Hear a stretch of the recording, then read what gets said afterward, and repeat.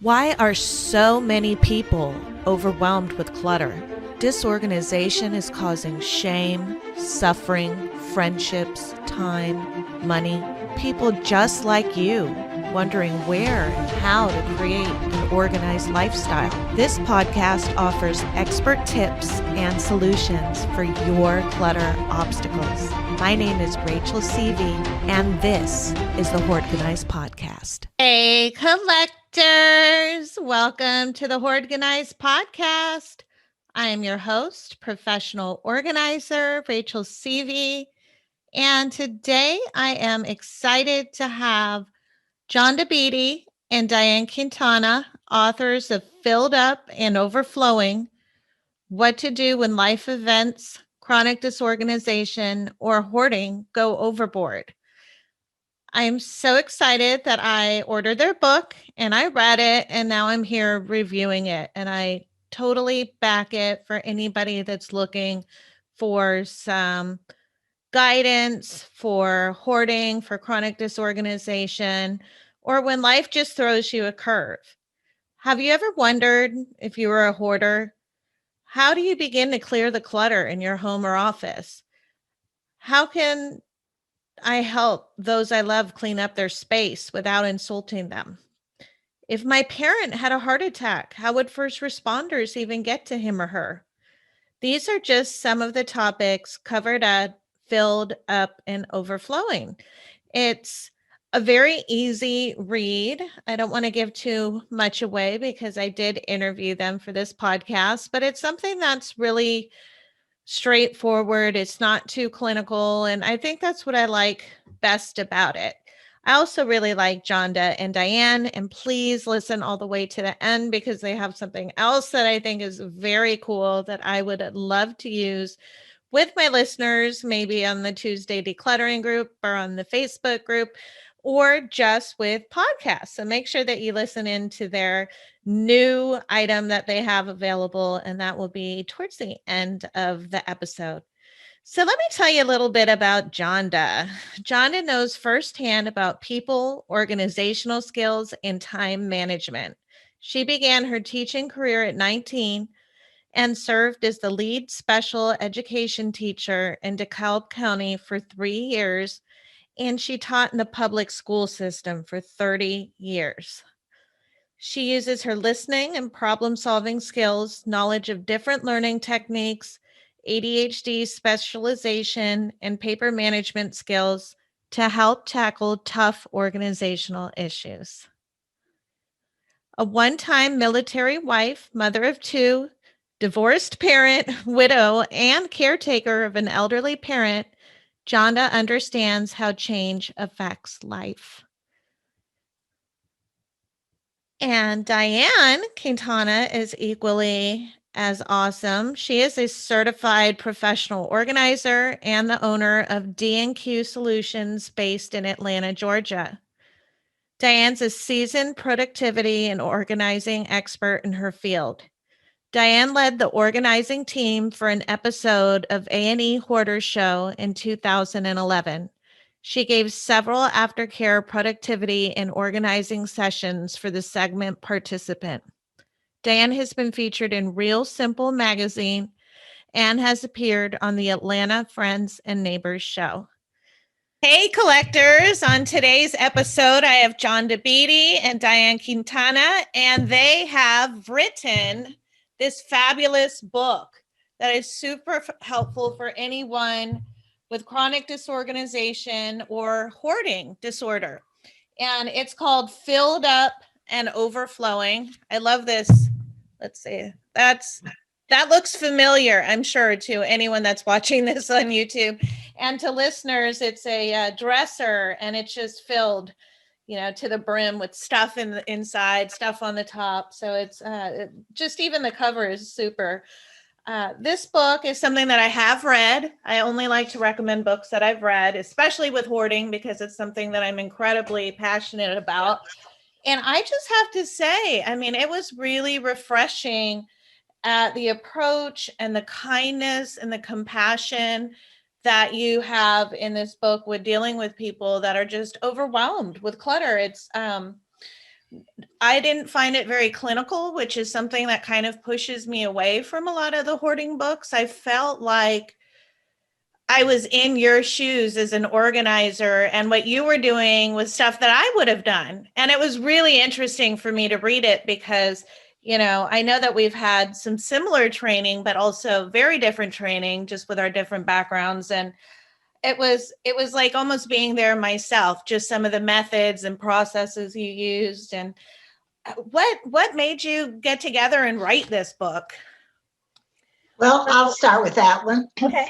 We gave a presentation at Georgia NAPO on Is It Really Hoarding? And it was very well received. And one of the members, Julie Bestry, said, I think you may have a book here. And Diane and I are not one to step away from a challenge. And we have met that challenge before with our children's books. So we said, okay, we thought about it for a while. And then, yes, we had started developing this book. Yeah, it's fabulous. And I like even on when the first thing you put here on chapter 1 was everything you've seen, heard, and read about hoarding is overly dramatized, which is so important for the family members and friends. And I mean, the people themselves as well. I mean, a lot of the stuff that you see on TV or when you finally hear about it, or there's a news report, it's really over dramatized, and it's more about shocking people than it is about helping the person that's completely overwhelmed. So I just love that you started out with that. What do you think would be a good method? Somebody gets your book and they're a person that has a bunch of stuff themselves. How would they tackle a book like this? Is it something that you suggest people read all at once? Is it something you suggest people read casually? I would recommend reading it casually. Pick it up, see what strikes your fancy. If you're someone who is impacted by clutter yourself, then maybe you want to read more about how to get a friend involved, or how to allow a friend to help you. Or maybe you want to read more about how a professional organizer can help you. And then I think the chapter on labeling is really super important, because so often people with chronic disorganization or hoarding disorder or hoarding-like behaviors, they have such negative thoughts swirling inside their head, and they put themselves down. I think it's really important to understand that you are not what's going on. You are more than that. You're a mom, you're a dad, you're a brother, sister, you're a family member. You have more going on in your life than just the clutter. And so to accept and celebrate the positive things that are in your life, and get help for the things that are not so positive. I love that. Yeah. I have met the most amazing people, and I'm sure you both have, just incredibly articulate, smart, funny, creative people that you'd never know they have something going on at their home. I mean, they're just beautiful people, and then they have something going on at home. So yeah, helping people really step away from the labels, I love. And you also talk about hoarding being like addiction. And this is something I thought you articulated well. I have not been able to yet do it so well. So if you wouldn't mind getting into that a little bit, I think the listeners would be interested in knowing why hoarding like behaviors are like addiction. Well, I'll say a little bit, and then I'm going to have Diane follow up on it.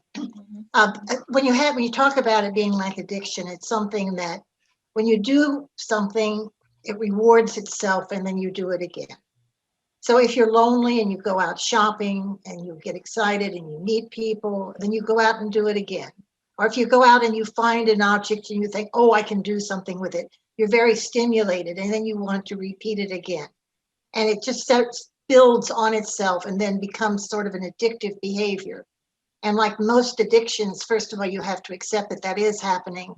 And then you're going to want to replace whatever's giving you that high, whatever's giving you that wonderful feeling with another behavior. And Diane? The trick is, right, the trick is to find whatever will give you that rewarding feeling that you get from finding something in a store that you really want. So it is defeating, and it's very, very sad to read about the addiction of hoarding. But John, I think you put it very well. I think that's exactly it. That's why it happens. And it's like you wrote about where a deal might be just too good to pass. I hear this all the time. Oh, I got this, at Costco because it was such a good deal, but they didn't need, 52 cup of noodles or whatever it was. And I think people really fall into that. Is that part of the addiction, getting a deal? Yes. Well, we have this conversation regularly with our clients. It could be a single. I have a gentleman who is single, and he regularly shops at Costco for his paper towels and toilet paper and all. And we have this talk where I say, how many rolls of paper towels are you realistically going to be using in a month or in 6 months? And so, it's very hard to pass up a deal that but I have to ask, and I do ask my clients, how much real estate are you willing to give up in your home in order to make room for all these cup of noodles or all these toilet paper rolls or all of these paper towels or coffee or whatever it is that is such a bargain? Because the real estate in your home has value too, because that's exactly why homes get overrun, things falling out of the cupboards, because there's just no place to put these things. I totally agree. And it is hard. I go to Costco as well. So you have to really know your space well and say, okay, I can only fit one package and that's it into this allotted space. And that is it. But I get it. What kind of tips do you have for family members and friends that are, I'm sure you get these kind of calls a lot where people say, my mom's out of town and we'd love to come in and clear her out. I don't know. I get some sort of call like that, often. And what do you suggest to family members and friends? The first thing we suggest to family members and friends is don't. That is their space. That is their home. And you never touch their belongings or do anything without their permission, and preferably with them being there, unless they want to be gone. If you walk in and try to empty a person's home of their possessions, you're going to lose their trust. You might even lose their friendship. That is the person's home. We will not work, either one of us will not work in a situation without having a dialogue and conversation with the owner of all of the things. Doesn't matter who's paying the bill, with the owner of whoever owns the stuff. They have to be totally on board. They have to agree. Otherwise, it's a violation. You unhoard it and it will come right back again, because they're going to be mad at you and they're going to say, I'll show you. Oh, absolutely. Yeah. We have a section in the book where we talk about asking permission.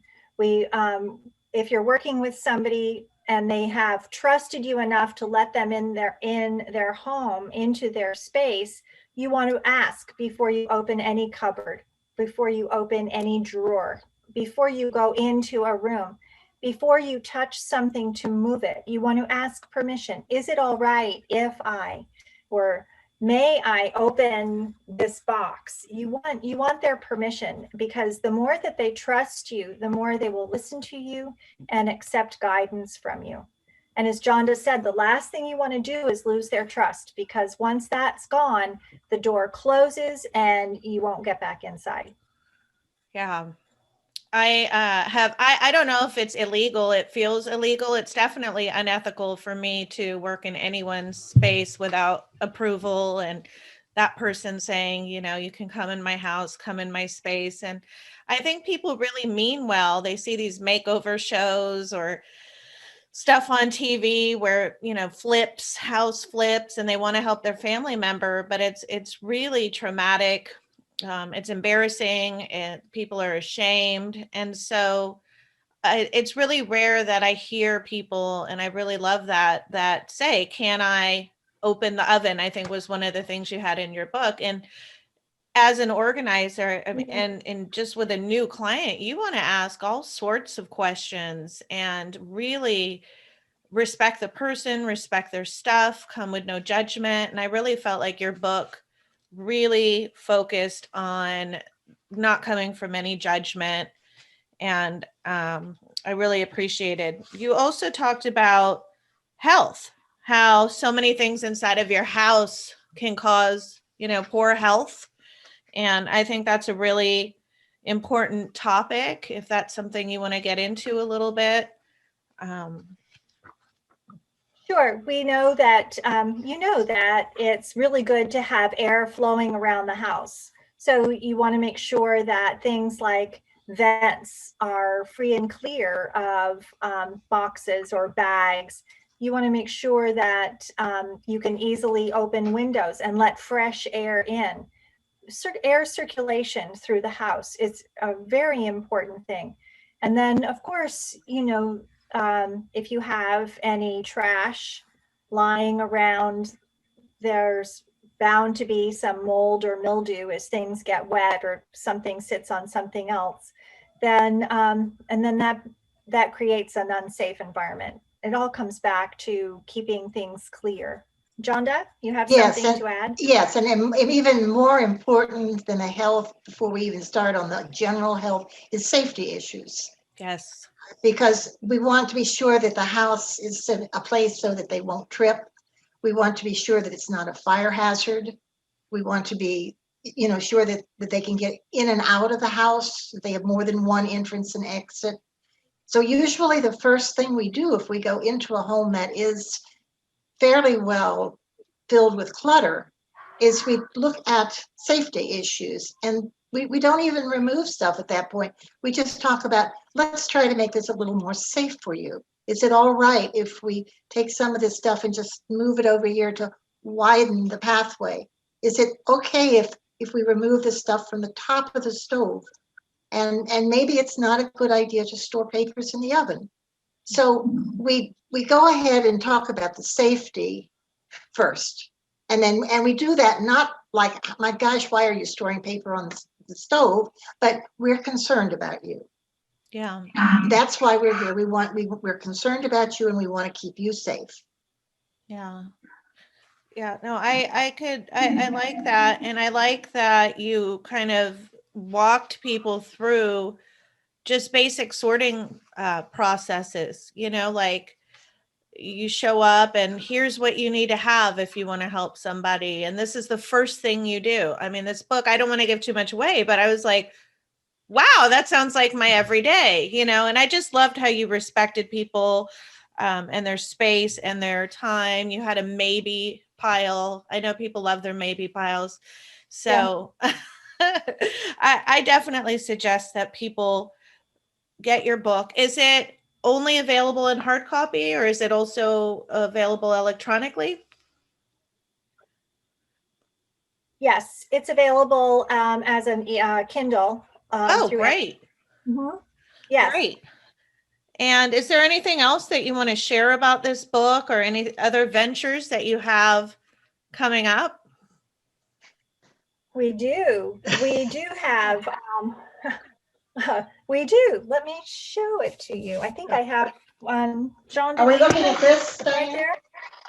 I do. Yep, I found mine. Okay.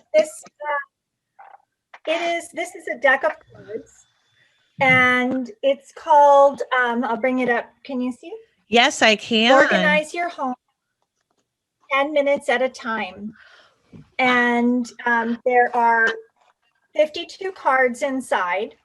2 cards are sort of an introduction and sort of how to use the cards. The other 50 cards are dedicated to different rooms in the home, and they're color coded at the top. So for instance, all kitchen tasks are color coded green. And then each card will have one 10-minute task laid out step by step by step. First you do this, then this, then this, then this. And each card should take you no more than 10 minutes. Oh my gosh, that's brilliant. I love this. I haven't seen this anywhere. This is No, great. it's brand new. Yeah. And it's available on the Release, Repurpose, Reorganize website and also on Amazon. Wow, that's super. And it looks so fun and high quality, and it's very small for people that are just listening. It's just, is it as big as a deck of cards? A little A little bigger, and you just pick a card and you do a task. That sounds Yeah. like a lot of fun. What a Yeah, great it is And idea. we have child-friendly cards too. Oh my gosh. And so you two have written children's books together. What Yes. else have you done together so that people know and they can check you out? We have the clutter support groups. We give presentations. Jonda? I was going to say, well, when we started out this whole process with the book, we were just her DNQ Solutions, Time Space Organization. We came together and made a whole new business together. So Release, Repurpose, Reorganize is now a business of the two of us, as well as our having our own businesses. Oh, I love that. That's great. And I love the name. And is that what the website address is? The website address is releaserepurpose.com. Wow, that's great. I love that name. And do you have any other books coming out in the future? Or, I mean, it seems like you're always doing something. We are always doing something, but right now, this is, we're focused really on marketing this book and bringing our cards out, creating a better awareness of our cards. Yeah, that's fabulous. And you're not new to this. I mean, I'm way more new than you are. And so I really love that you're just going and out there and coming up with a super innovative. I really want a pack of those cards. They're very, you just pull one out. And even as an organizer, I mean, a lot of the times people say, well, what do I do next week? And if you just could pull one out, because sometimes I know you kind of just come up with something to give somebody a little bit of structure. And so that's fun. But you're not new to being authors either. I mean, you've both written books before, books about clutter. And so this seems like you've really covered everything in here. And like I said, not really from a clinical standpoint, which I can appreciate, but an easy to read. Like if you had a friend over and you wanted to talk to them about this situation, whether it's you or a family member, that's what it felt like when I read this book. And so people can find it filled up and overflowing on Amazon and on your website. Yes. And on Kindle. And on Kindle, that's right. Yeah. It's also at our local bookstore, Eagle Eye Bookshop. So we're liking to get it into local sources as well. Oh, fun. Yeah, I love that. Well, thank you so much for coming on. And it's really nice to see you. I'm sure next time I see you, you'll be doing some other amazing venture. Probably. That's great. That's great. All right. Well, thank you, Rachel. Thank you. And we will talk soon. And anybody that wants to reach out to you either individually, should they go to the website that's a joint website? Yes, they should go to our joint website. There's a contact form there, and it goes to us, and we will certainly respond to them. They can also find us on Facebook. We have a joint Facebook page called Ask the Organizers, Diane and Jonda. So connect with us either on the website, releaserepurpose.com, or on Facebook, Ask the Organizers, Diane and Jonda, and we will certainly respond. Oh, great. Great. Well, I know I've definitely seen you both on Facebook. Jonda, you're always posting something funny. And it was a pleasure having you both on. Thank you so much. Thank you so much. Okay. Bye. Bye. Thank you for listening to the Hoardganize podcast. Please make sure you're subscribed and join our Hoardganize podcast Facebook page and get additional tips and challenges.